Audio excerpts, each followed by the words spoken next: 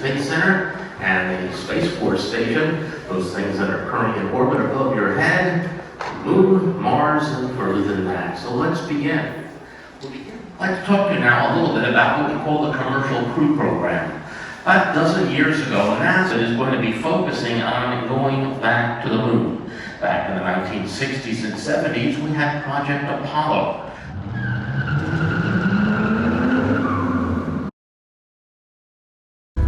I'm Emily Calandrelli, and today you'll be following me behind the gates on this exclusive bus tour of Kennedy Space Center.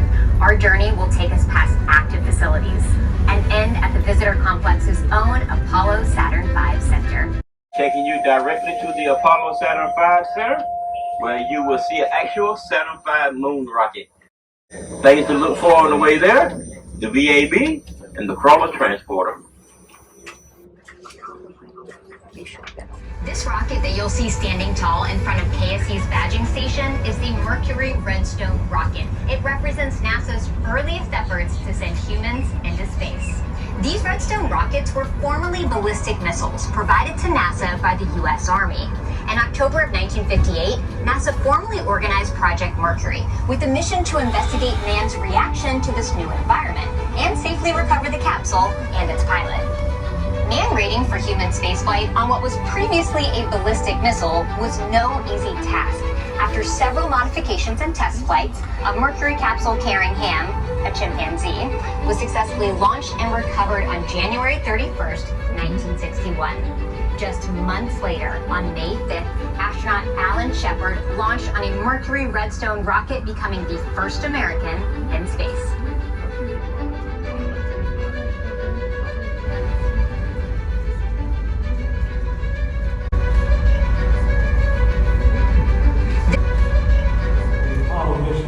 This is not a mock-up. These are the very consoles we sat at when men first took off to fly to the moon.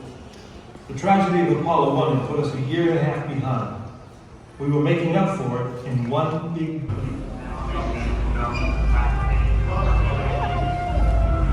Mankind is about to leave his planet behind and journey to another. It is one of those rare moments when history is not being made. Destiny is being embraced. 12, 11, 10, 9. We have ignition sequence start. The engines are on. 4,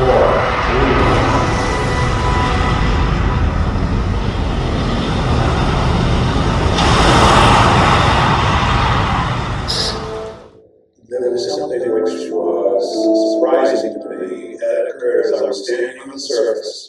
Just after we had landed on Gonda, standing on the surface, looking at planet Earth for the first time, seeing the beauty, seeing the finiteness of it, the limits of it, realizing what a shame it was that people were confronting each other on that planet without realizing what it was doing to the planet. It was a very emotional moment for me. I actually shed a couple of tears. Something totally unexpected for the greatest year fighter to be crying quietly after a movie.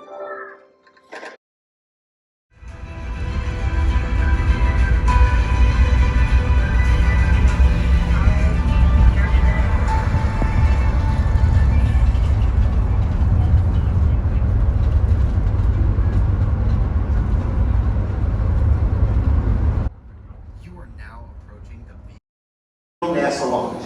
Everything here is for real and can be rough. If you're not in good enough physical condition to ride this thing, you have an obligation to opt out right now. If you simply don't want to do it, that's okay too, no matter what the reason. Just raise your hand now and tell a member of our training staff you want to.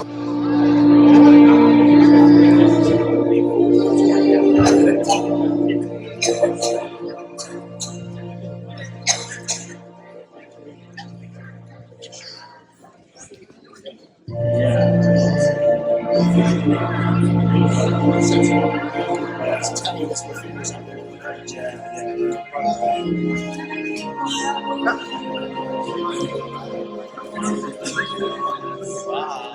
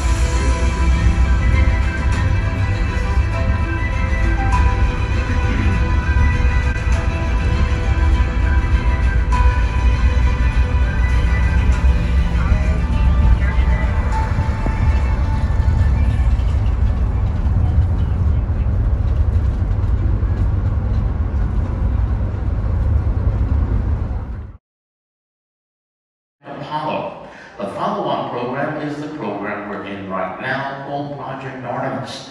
How did it get the name Artemis? Well, it turns out Artemis is the older of the twins, Apollo and Artemis. It's the twin sister, and they named the program that way.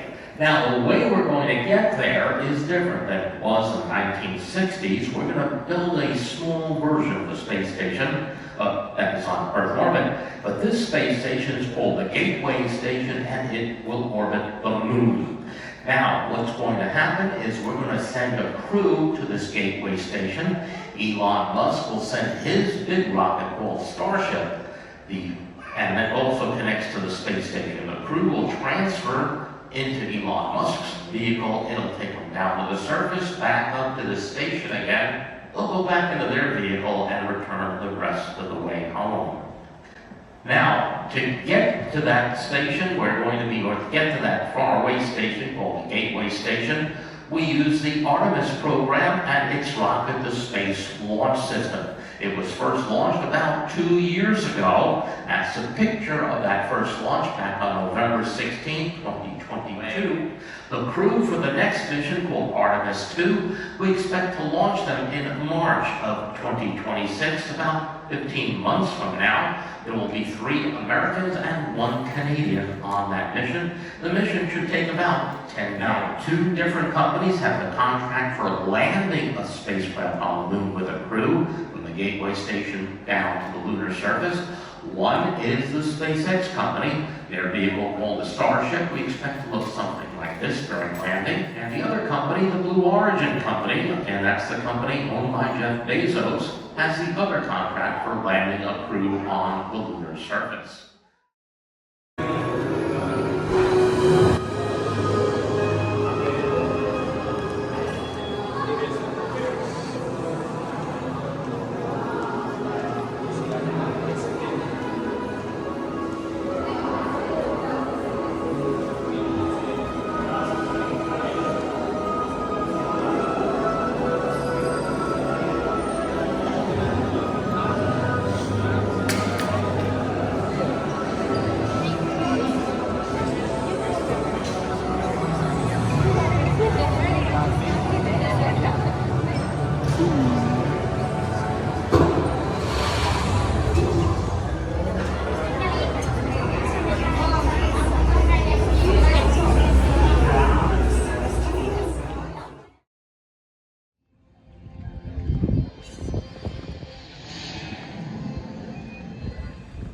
Across that bridge is Cape Canaveral.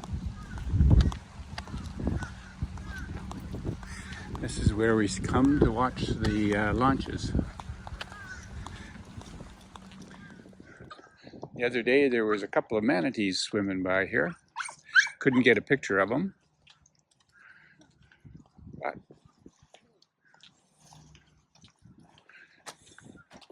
hopefully you can see the building over at Kennedy Space Center.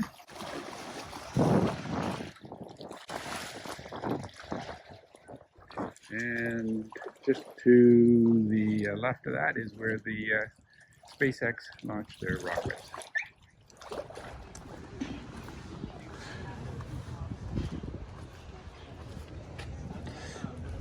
Get to see the sunset.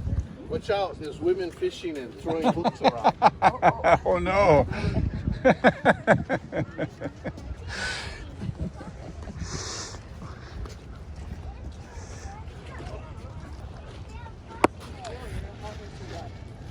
We are going out for supper tonight.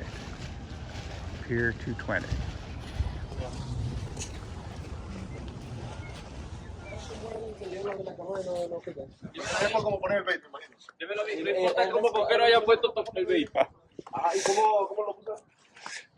You can see a lot of fishing, but not a lot of catching going on.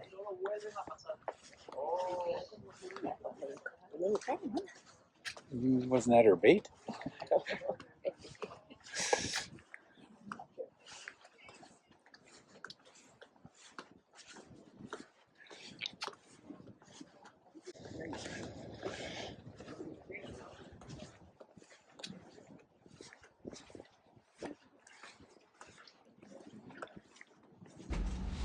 As mentioned, we are eating tonight at a restaurant named Pier 220, our last night in Titusville area.